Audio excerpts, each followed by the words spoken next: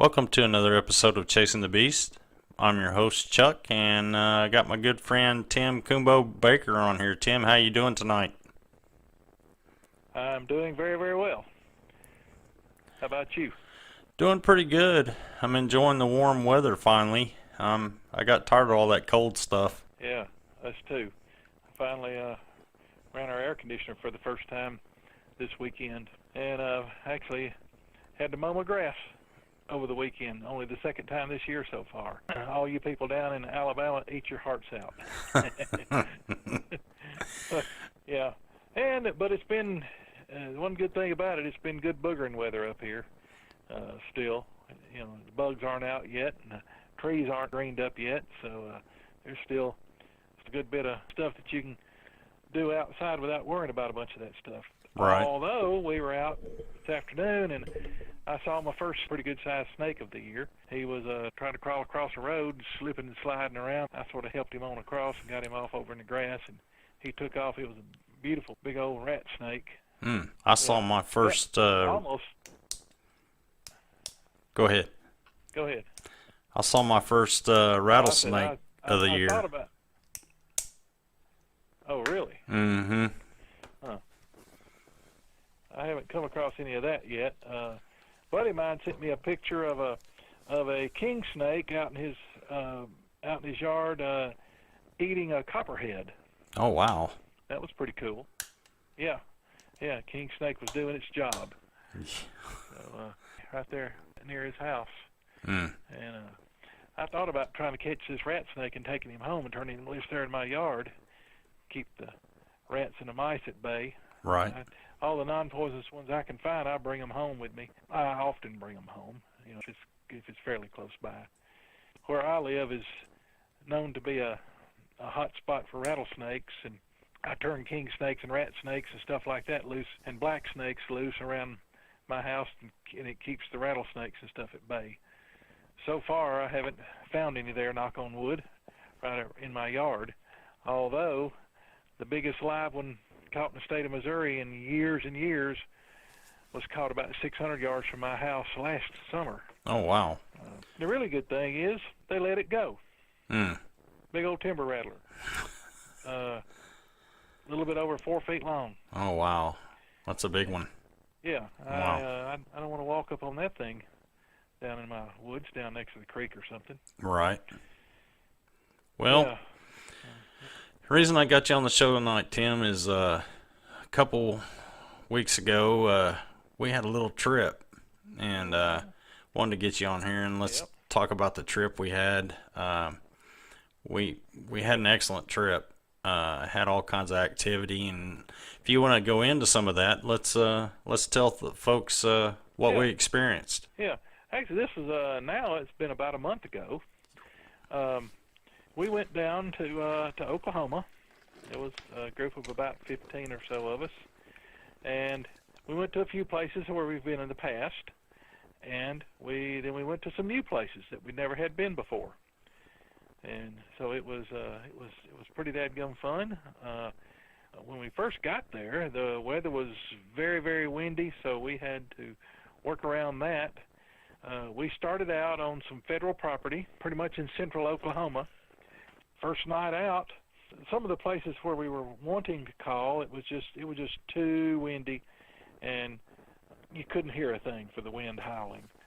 So we went down into some creek bottoms and stuff, and the first place we went, as a matter of fact, was down next to a creek, and we got down there, and we had just turned our vehicles around and gotten out. And we had gotten our thermal imagers out and turned them on. And my truck happened to be in the front, and unless I lock my doors of my truck, the headlights will stay on for about a minute or so before they click off. And they just happened to be pointed towards the tree line over next to a creek, pretty good-sized creek that runs through the area. So one of Chuck's buddies, Jeremy, was with us, and he just happened to walk around the front of my truck, and the lights just right before, seconds before the headlights clicked off, timed out and clicked off, and he just happened to look to his left in the direction that the headlights were shining, and lo and behold, he sees a booger standing there looking around the side of a tree at him. And he hollered, hey, look at there, look at that, and he pointed. I threw my thermal up and looked in that direction, and I got just a glimpse of something shooting off down into the brush on the creek bank. And then he and I think maybe one other person heard the thing, pop in the brush and stuff as it disappeared down the creek bank. Now, we did not hear it hit the water. We think it just ran down out of sight and stopped, or either moved parallel with the creek, along the bank. But we never saw it again. However, the interesting thing is myself and Valerie, one of the other people there, we both had our thermals on looking there, and there was a residual thermal, or you could see a residual thermal image on the trunk of this tree that the thing had been hiding behind or leaning against, looking around, and it lasted for several minutes. That we could both clearly see it with our thermal imagers. I thought that was pretty interesting. That was myself the first time that I have seen that clear of a residual thermal signature left on a tree trunk like that. Right. That you could really pick out from the background. We did some calling and stuff down there, and really nothing much else happened, but we thought that was a pretty good sign. And this particular place was a place that we had learned about from our friend, from a Kiowa friend of ours that had done a lot of research in this area in the past. He was a full-blooded Kiowa Indian, and his name was Randy, and he was a heck of a good guy. He's no longer with us. He passed away a number of years ago, but this was an area that he had told us about, years before. And that was just really interesting that we went down there and had an encounter that just like he had. He actually had found tracks down there and had actually seen one in daylight hours down in the creek. We didn't. We went there several times during daylight hours and such, and never saw one in the creek. We looked around in the creek bed and didn't find any tracks, any clear tracks. However, there had been a lot of rain, and the creek had been up, and in fact we had some pretty good storms while we were out there, and the creek was up and down and up and down, and never did find tracks. But we definitely had that one sighting. Jeremy got a really good view of it, and actually he saw it in my headlights, in my truck's headlights, and saw it clearly when as soon as he saw it hauled butt. When it realized that it was busted, that Jeremy saw it took off. And when he said something, I threw my thermal up and got a glimpse of it. Well, the thing about Jeremy is you could tell just by him talking that he was pretty shook up a little bit about it. I think he told me he was shaking like a leaf. Yeah. Yeah, I think was that his first good sighting? I think so. I can't remember. Well, when he went on the first expedition with me down into the Sam Houston, and we actually had some daylight sightings at one time. And I think he saw those too. So. Mm-hmm. This was not that far away. It was maybe, what would you guess, maybe 60 feet, 60, 70 feet from us? Probably, if not closer. Yeah, and so he was really shocked to see one that close. Right. And it was just sort of standing there, sort of leaned up against the tree, and it was just sort of leaning against the tree. I gathered from the way the thermal signature looked, it was on the tree, looked like it might have had its hands up on the bark of the tree, and then was just sort of leaning around it, looking at us. Right. And he just happened to walk up there and look right down the headlight beam, and there it was. And I think he saw the eye shine first, and then, like I said, when it realized it was busted, it hit the brush and took off down the bank. The creek bank's pretty high there. I would guess, what would you guess, Chuck, maybe 10, 12 feet high? Yeah, at least Right at that that point? in some areas. I think it's a little bit higher than that in others. Yeah. But it was pretty high and pretty steep. And we could hear it as it jumped off that tree and went down the bank. You could hear the brush popping and such. The next day, we, let me see here. We went riding around, and we were trying to find some roads that some folks had told us about. We were trying to get in on some roads that some people had told us about that had where they had suspected they'd had some sightings, and where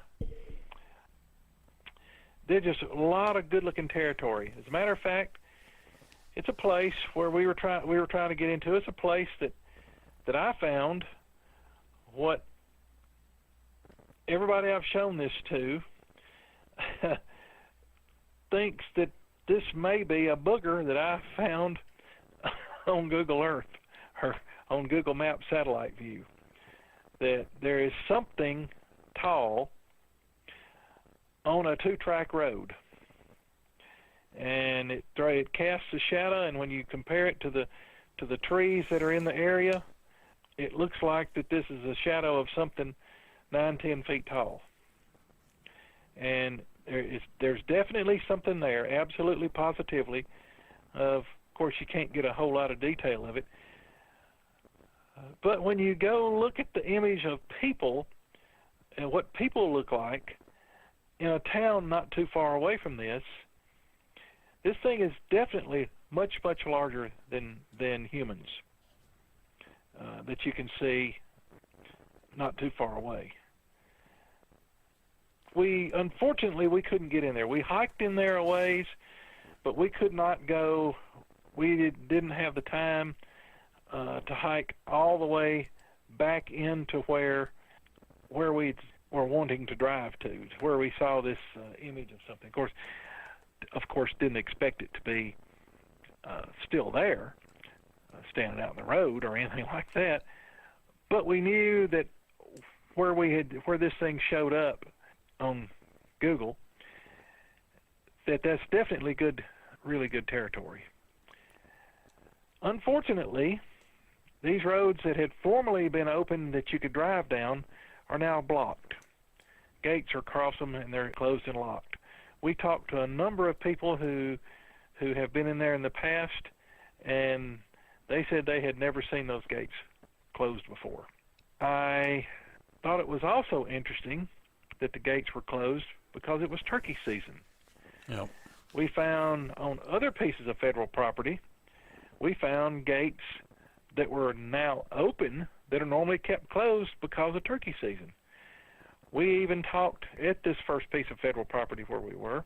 We even talked to the rangers, and we even talked in a nearby town to a place where they sell hunting licenses and stuff. And we asked them if turkey season was open there, and they said yes, it was. But these roads were still gated off.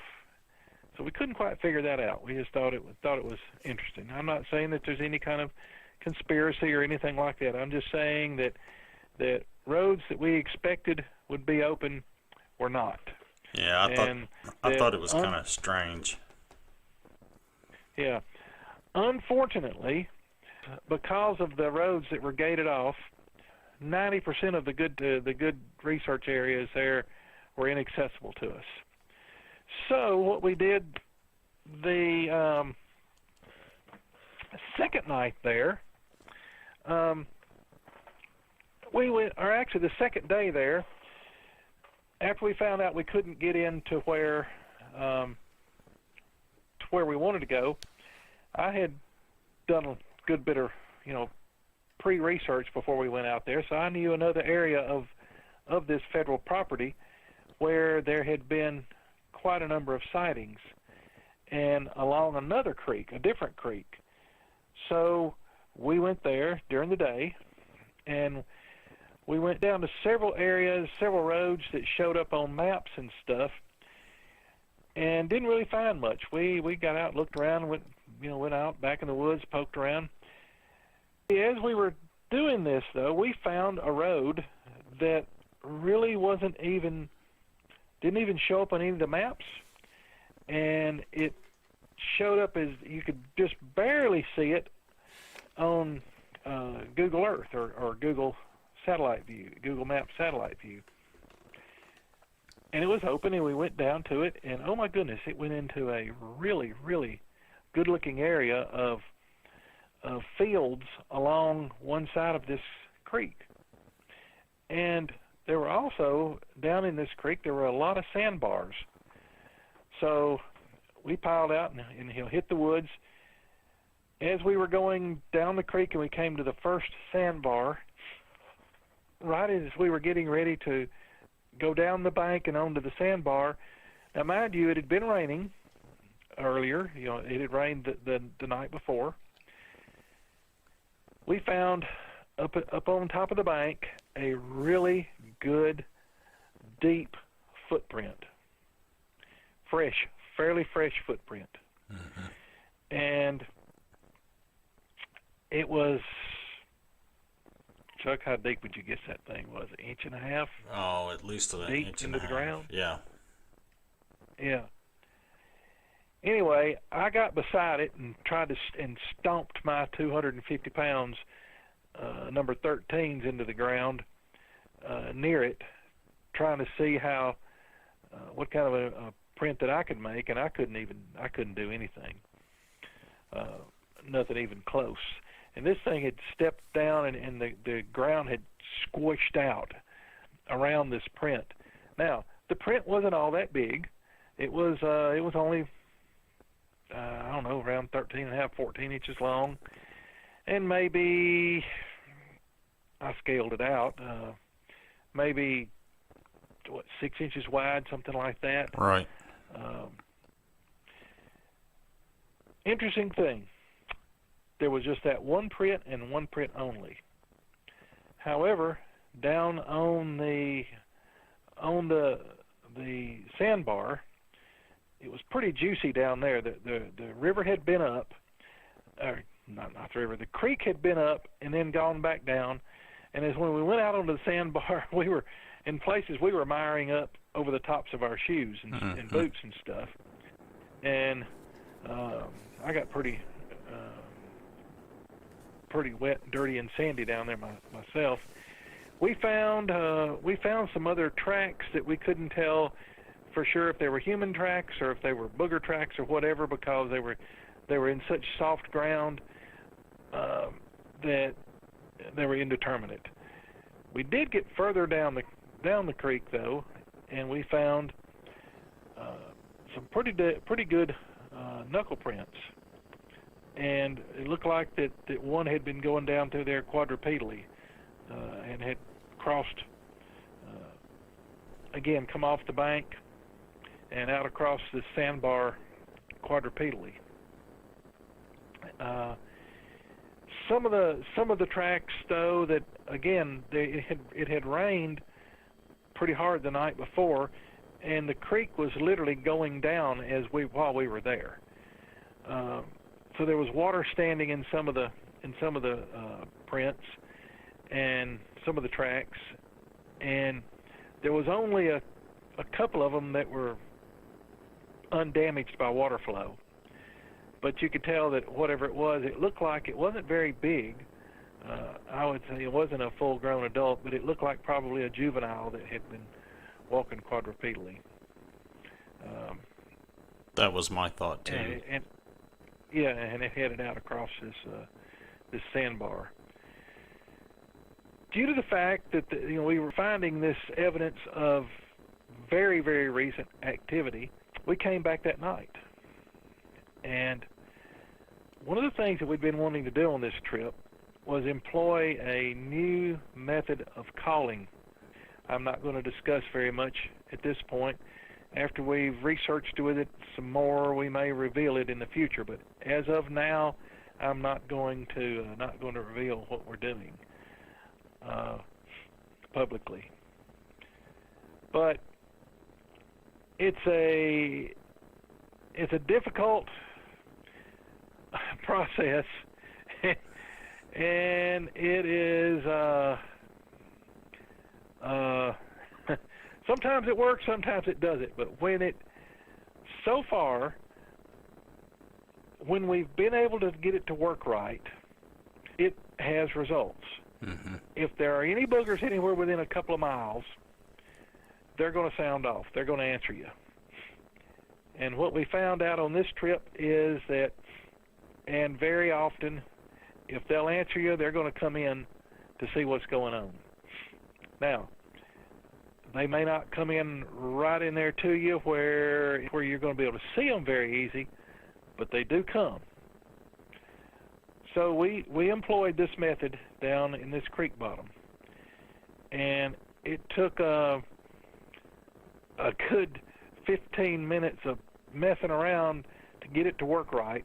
When it did work right, after about 4 calls, we got a very, very loud answer from right across the field from us. Mm. We were on a square 40-acre field, and it was straight across the field. We were on the south edge of the field.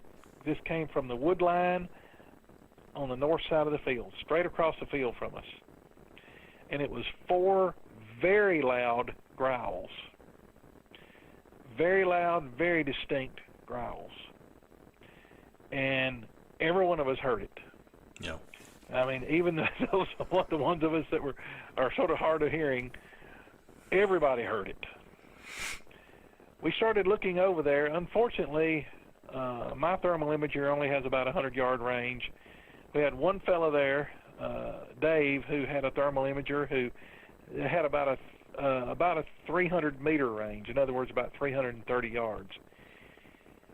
He could tell something was over there, but he couldn't see anything clearly. However, after a bit, we heard a faint location whistle around on the east side of the field, and all of us heard it. And then there was an answer from back where the first one had growled at us. So we knew that there were for sure at least 2 of them out there. There was one that was still back where we originally got the vocalization, and there was another one coming around the east side of the field towards us. Dave picked up a thermal signature of something moving along the edge of the field outside of the tree line, out in the open. All I could see was just a faint blob over there on my imager. However, I could tell that it was whatever it was moving. And it got around to the edge of the field, to the corner of the field. That would have been the southeastern corner of the field, and stopped. And that put it about probably 250 yards from us. And it whistled again. And it got answered again. This answer, though, was down in the creek, sounded like it came from down in the creek to the west of us. But it was still pretty far north up the creek. It would have been northwest from where we were standing. And so we realized, sounded like the 2 of them were going to try to sort of do a flanking maneuver around us, going to work their way around, come in behind us, or come in from the sides of us. So we just stayed there, and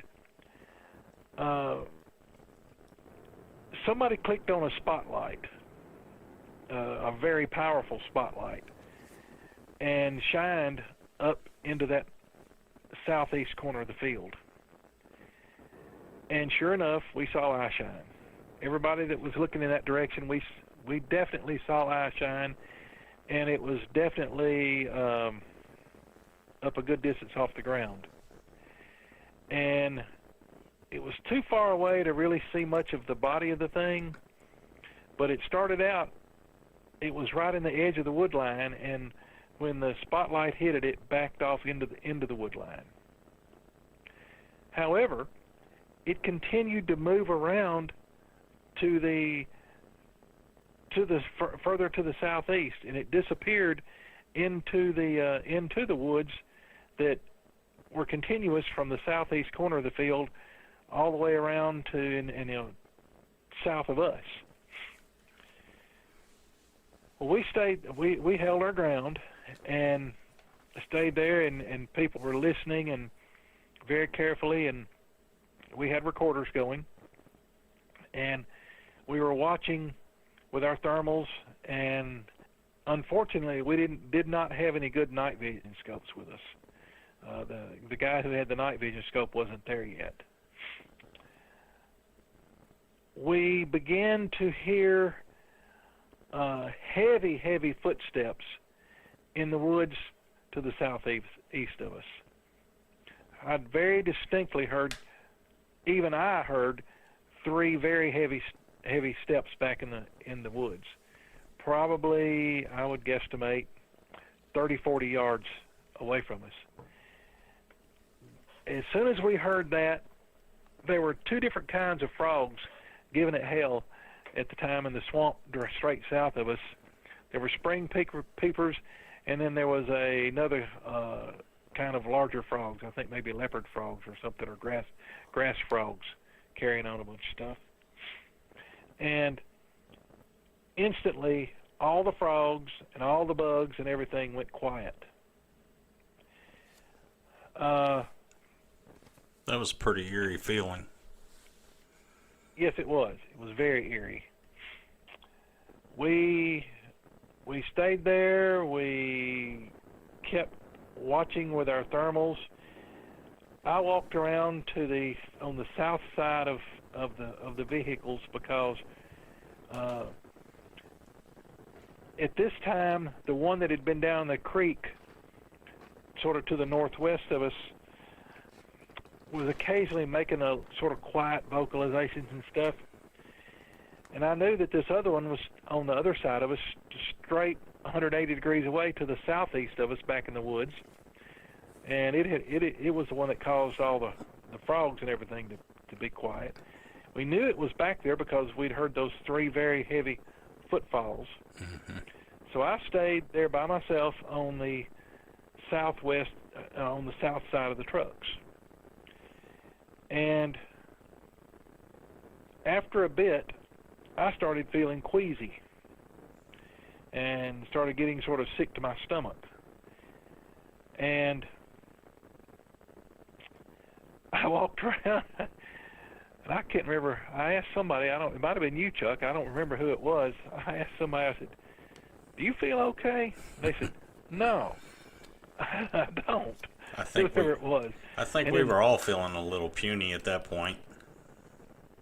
Yeah, and it pretty quickly became apparent that all of us were feeling sort of sick to our stomachs, and our skin was crawling. Again, I get this deal where my hair starts standing up, and I can't even keep my hat on my head.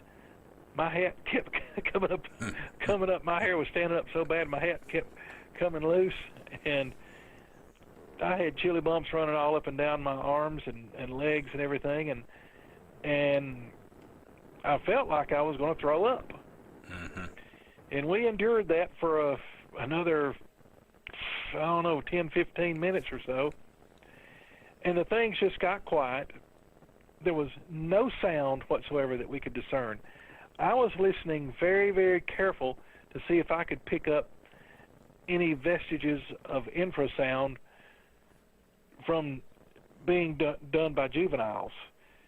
Very often when juveniles are trying it, you can hear they can't generate the really low frequencies that are down way below the threshold of human hearing, but they can get close. They can get it down in there a little bit, but then they drift up just barely into the range of hearing for folks that can hear low frequencies.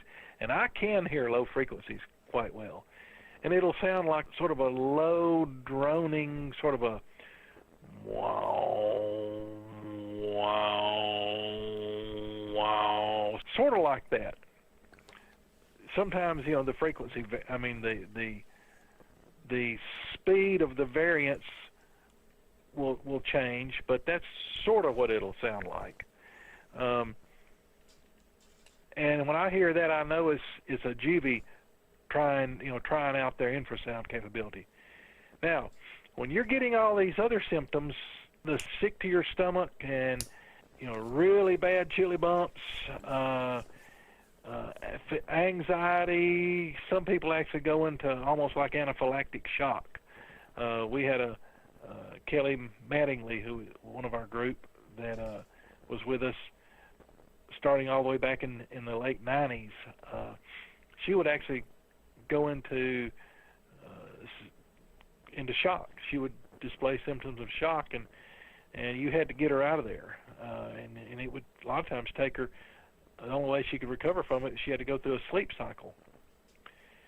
But we were all suffering in one form or of another to what I believe are the classic signs of infrasound exposure, high energy infrasound that none of us could hear.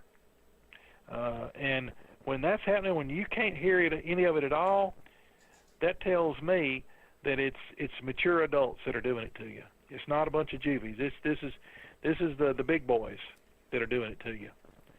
And like I said, we endured that for 10, 15 minutes, something like that.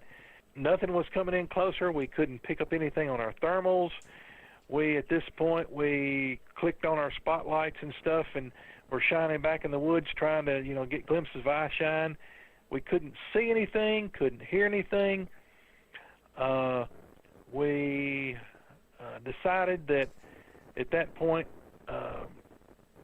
we had some people getting quite distressed, and we decided that after about, like I said, 15 minutes or so of this, that we might ought to move on. So we did.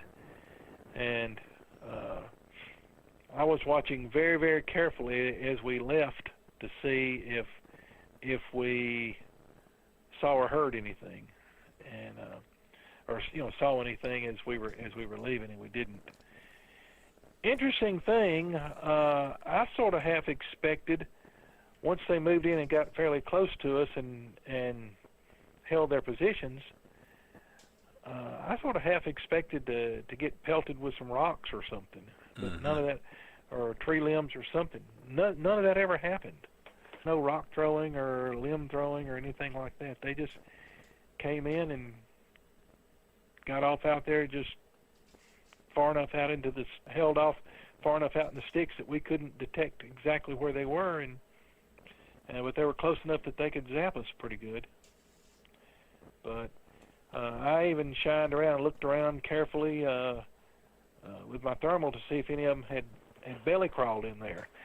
And I can guarantee you this, before we headed to the trucks, I made everybody hold back, and we shined up underneath our vehicles very carefully before anybody went up there and started crawling in, because I didn't want another rodeo like we got into down in Mississippi one time, where one crawled up under one of our trucks and scared the bejeebers out of a guy's wife.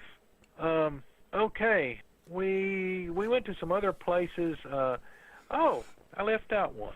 There is a lake in this area, and we had gone to gotten out on the northeast side of this lake, and we were sort of protected from the wind. We were down underneath a ridge to the east of us, and at that point, the wind was coming pretty strong out of the east, and so we were able to call out across the lake to the west of us, to the west and south of us.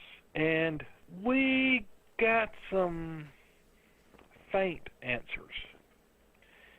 There is a nature trail, a really nice paved nature trail that goes around the east side of this lake and on around to the towards the south side of the lake, and we were in a parking lot that that this nature trail crosses, and it was a good place to call from because it gave us a little bit of a buffer zone so that something couldn't just crawl right up on us, really super close without us seeing it. While we were there, we were getting some vocalizations across an arm of the lake. It was only a couple of 100 yards away from us. I'm talking about the vocalizations were coming from a couple of 100 yards away across this fairly narrow arm of the lake. And I was sort of half expecting that eventually we might hear something hit the water and maybe be coming across to check us out. That never happened, but we kept hearing these vocalizations often enough. It kept our interest focused in that direction. Well, when that kind of stuff is going on, that's a good sign that you need to be paying attention to what's going on all around you. So we were keeping an eye on what was going on behind us and beside us and such as that. Well, one of the guys in our group, Jimmy, looked up the nature trail, which was sort of going up a slight hill, going south from our position. Actually, I guess at that point it was still going east from our position. Mm-hmm. And lo and behold, he thought he saw something coming down the trail. And he sort of held his position, and he was sort of in a somewhat of a concealed position himself. Chuck, I can't remember, did he have a thermal imager or did he have a night vision scope? He just had, I think the only thing he had, Tim, was a spotlight. Okay, he had a spotlight. Yeah, okay. Because I couldn't remember. He started shining it up that direction once. Well,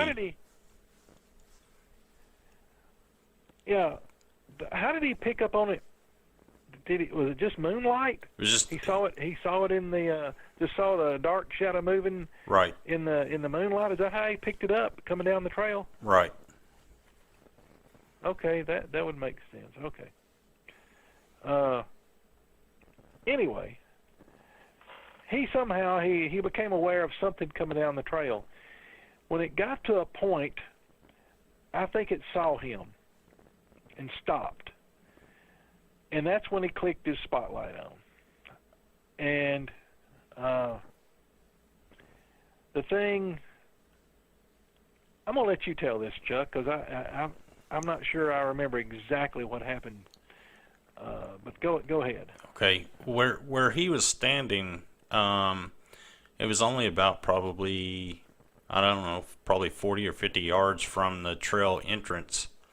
And as he saw it, it was walking down the trail toward us, and when he hit his spotlight, it kind of, that whole area right there, Tim, was full of trees and brush and everything, and I think it went back into the trees and brush from what he was telling me.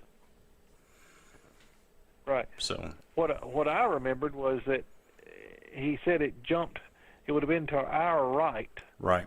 That it piled off into that brush to from our point of view to on the right-hand side of the trail. Right. Is what I remembered. Of course, none of us saw it. Well, I walked up there with him with my thermal imager after and I never picked the thing up. Right. I think he definitely saw something because he was kind of shaken up about it. Yes, he was. Yeah, he was shaken up about it. But yeah, it was it came down the trail, and that was pretty typical tactics. There was racket going on to the west of us, and out across that arm of the lake, and then here this other one comes walking up the dadgum trail there, coming from the south. The trail was coming from the south, but it was on the east side of the lake, if that makes sense. The trail ran sort of north-south at that point. It was bending around from having run sort of east-west up into the upper part of that parking lot, but down where we were, it had bent around and was going more or less north-south from where the thing came from. I will say, Tim, that was a great area to do some calls because the sound just Yeah, carried over the lake like crazy. I mean, they yeah, were crystal yeah, clear. yeah. And when we got this other calling method to work, man, did it ever echo out across that lake. I think I mean, we it actually carried really, really well. I think we actually woke a few people up. I imagine. Yeah, there was a campground not too terribly far away that I'm sure could hear that. Yeah. This thing is very directional. This method that we're using now. It doesn't. If you're behind, if you're in the opposite direction, you don't really hear it. I mean, you hear it, but it doesn't sound very loud. Right. But if you're in front of it, it's quite loud. That surprised me. Anyway, let's see. The next day, and this will be the third day we were at this campground. And that's about the time that crap starts happening when you come into an area. Mm-hmm. And we're sitting there, and of course we slept in. We were out pretty late that night, and we slept in. We didn't really get up and get moving around till around 10 a.m. or so the next morning. We're sitting around and planning out what we're going to do that night, and we're trying to figure out what we're going to do about some bad weather that's coming in. They had severe storm watches out, and it was to the point that the campground host had already come by and told us that there may be tornadoes that came in that night, and that we were to, if we heard her blowing a horn, that we were supposed to go run into the bathhouse and get into some inner shower stalls that they had in there. And she meant for it, if they blew the horn, our asses better be in gear. Yeah. Headed to the bathhouse. She was dead serious about it. So we told her, yes, ma'am, we would. Anyway, while this was going on, we heard in the daylight, right around lunchtime, we heard some vocalizations back to the east of us, Mm-hmm. out in the woods. And we thought at first that it was somebody over the next campground messing with us. Well, then we remember the next campground was closed. You couldn't even go down the gate. Matter of fact, they had a sign off of it that said "Keep out." Yeah. They didn't want you even hiking down there.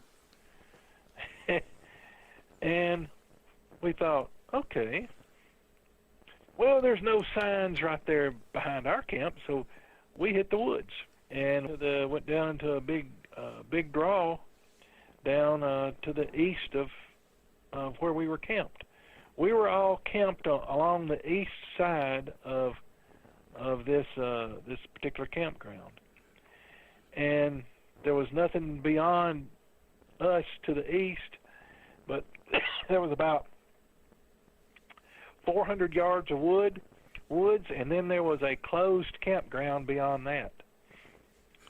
So we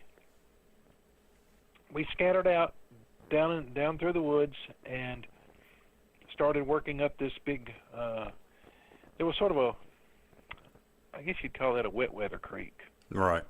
That was down there, and we started working back up.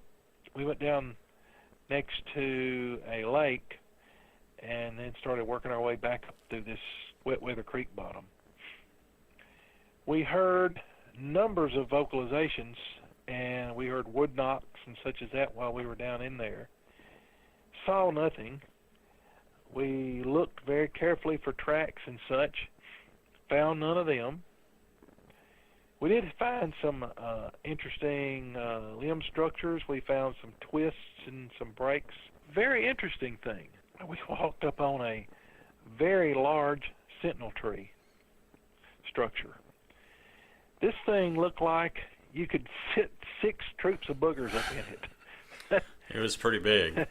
I mean, it was big. No kidding. You could easily get 6 to 8 people up in it. There was a very large central tree, and there were, I don't know if it was just, if it first got started accidentally, that it was sort of natural.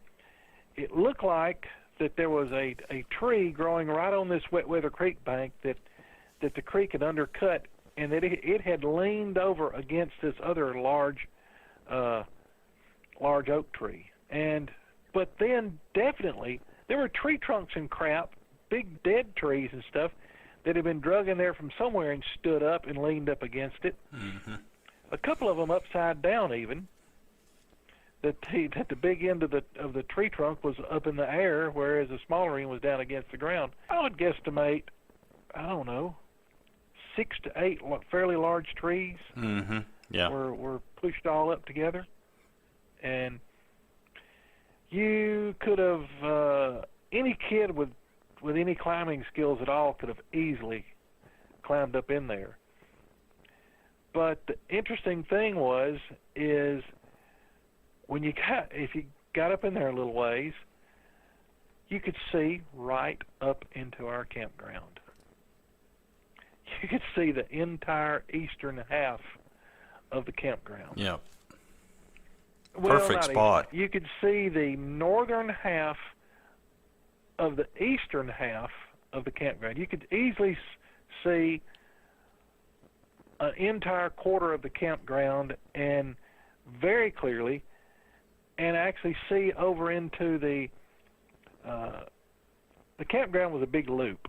You could see the northern half of the east side of the loop and all the campsites that were along that, and you could actually see through. Once you got up in the thing, you could see through, and you could see a pretty good bit of the western half of the western side of the northern half of the loop. I was amazed. I mean, this thing was in a terrifically strategic place. Perfect place. Yeah, and that was just, and we know after we found it and got to looking at, and then we got oriented, we realized that the racket, the vocalizations, and the crap that we first heard that attracted our attention were coming out of that stinking Sentinel tree. Mm-hmm. Originally. And yeah, because you had to walk. You had to walk back in there 100 to 200 yards before you could even see the tree. Yeah. Yeah. It's the largest Sentinel tree structure that I've ever seen. Yeah, it was huge. I've seen some pretty big ones. Yeah. I've never seen one quite like this, and it was solid. Yep. As I said, I guarantee you could put 6 or 8 boogers up in there. Mm-hmm. It was that solid and that roomy up in there. And it had, what was really cool is there was a huge cedar tree that was shoved up in there and amongst it that sort of added that extra little bit of camo. Mm-hmm. That what was crazy is you could look up from there, from the Sentinel tree, you could see up into the camp. Yep. Easy. Yeah. I mean, really easy. But we got up in the camp, got to looking down there, and you couldn't pick that son of a gun out. No, you couldn't. It perfectly blended in. But that was, I just thought that was cool as crap. And it turned out that night was pretty much a bust. The wind just howled that night, and we had some thunderstorms roll through, and I think it's, don't y'all call that a gentle breeze in Oklahoma? Yeah, pretty much. Blowing, what, 50 to 60 miles an hour? Yeah. And, yeah. You know, the funny thing is, I think that's an Oklahoma breeze. Well, that cold front hit us that night, and I woke up the next morning, and there was sleet and ice all over my tent. Yeah, I forgot about that. Yeah. You're exactly right. Yeah. That's the first thing I saw when I went crawling out in the world was dadgum sleet all over everything. It was a layer of ice. I like to bust in my butt. Yeah, I was. Yeah, I'd forgotten about that. Yeah. It was pretty. It got pretty cool that night. It did. Yeah, that was also a night that if you didn't have a good tent, you had a miserable night. Yeah. Whose tent was that kept getting flattened? That was mine. Oh. My Okay. hotel. Sorry. My 10-man tent. Yeah. Well, you had it staked down good. At least it didn't blow away. I did have it staked down. Getting sort of flattened out. I did. Yeah. Yeah. Yeah, that thing was staked down pretty good. Tell you what, that's I guess Cynthia had the tent that rode out the storm the best. Yeah. She had one lady there that had a tent that looked like it was a Marine Corps issue. That thing, I've never seen a tent like that, and it was a military designed tent, and it was that thing was something else. But anyway, like I said, we didn't have any luck that night. Okay, the next night, had a fella that got there that night. That would have been our fourth night there, maybe. I think so, yeah. Sort of, yeah. Actually, it would have been our fourth day there. Yeah. And this gentleman grew up right outside of Anadarko, Oklahoma, and his mom still lives there. And he grew up running around all that area, and he had quite a number of native friends from out of different tribes there, and one of his buddies that he used to run around with the most was our friend Randy, who, like I said, who I mentioned earlier, who was a Kiowa. But anyway, and then Chuck also knows some about the general vicinity. But we had a number of people there that were with us that had never been to the Purgatory area. So we took off, and again on another cross-country run, and we went to Purgatory, and we made sure to get there, in I guess we got there, about middle of the day or something like that? I think so, yeah. Yeah. Or shortly after lunch, I guess. But we went to Purgatory, and it was my third time there. You've been there, what, Chuck, more times than that, haven't you? Probably a dozen or more. Yeah. And our buddy Kurt, he of course, he grew up not too far from there, but he took us through there. We showed a bunch of the folks what people call the old jail, and that was pretty interesting. And even though it was my third time there, I still was surprised at just how creepy that place is, even during the daytime. There's definitely some bad mojo there. Yeah.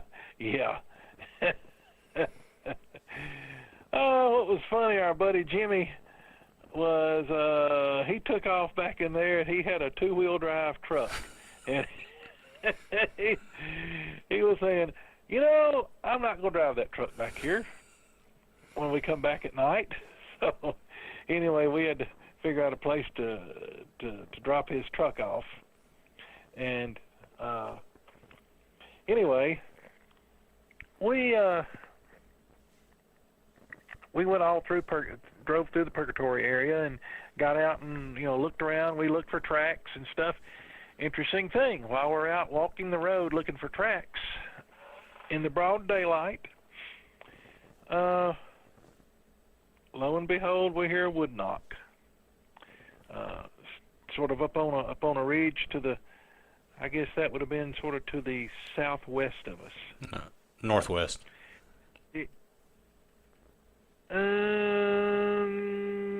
I thought we heard the knock to the southwest and the rustling and footfalls to the northwest. Or am I wrong? Yeah. It's been so long since. Let me think. Yeah, let me think now. We were right in there where the road got that one curve in it. Right. I thought the knock. Well, let's just say that we heard a wood knock from one direction, Right. possibly the southwest. We may be turned around, and we got an answer. Actually, we didn't get an answer, but we shortly thereafter heard heavy footfalls up on a ridge exactly 180 degrees away, which would have been to the north. If the original knock came from the southwest, the heavy footfalls were to the northeast of us, Right. up on a ridge, another ridge. We were sort of down in a draw. And to hear that down in there in that place in the daytime was pretty hair-raising. And it didn't really care. In fact, I think it was purposely making a lot of noise, just to let us know it was there. And then, of course, that was accompanied by a few pretty loud snaps, limb snaps and such as that. Right. Now, we never heard any whistles. We never heard any growls, huffs, chuffs, anything like that. We heard that one wood knock and then very heavy footsteps, footfalls along a ridge, and accompanied by a number of limb snaps and such. It moved around to a point where no doubt it could see us, but we looked hard up in that area. I even got my binoculars out and studied, tried to follow that ridge line and such, and I never saw a thing. None of us, as far as I know, none of us saw anything, but we could sure hear it. And I also studied the woods back to the southwest of us. We did see, while we were there, we saw a bobcat cross the road south of us. So we walked up to see if we could find the bobcat tracks, and we did. And that put us not very far from where we heard the wood knock. So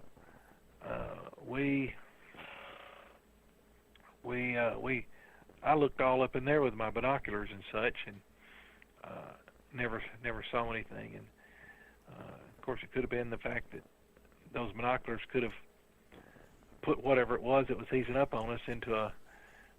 It could have just stopped them, put them in a holding pattern. I don't know.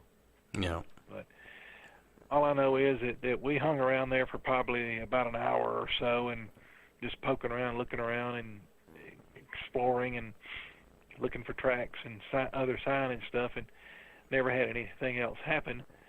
So we headed on out of there, and we went down, found a place to put Jimmy's truck, left his truck at a place, and we went out and did a little bit more poking around, and then we went and ate an early dinner, before dark, and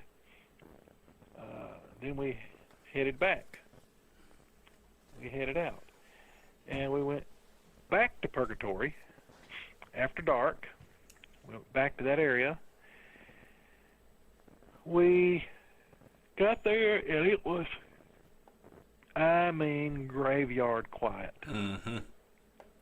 Totally quiet from the time we got there. Got out of the truck, and it was that place is sort of unique. Yeah, as it far is. as the ominous feeling that hangs over it. I had forgotten how deep in places the road is cut down into the ground. There are places that road's cut down at least 12 feet into the ground.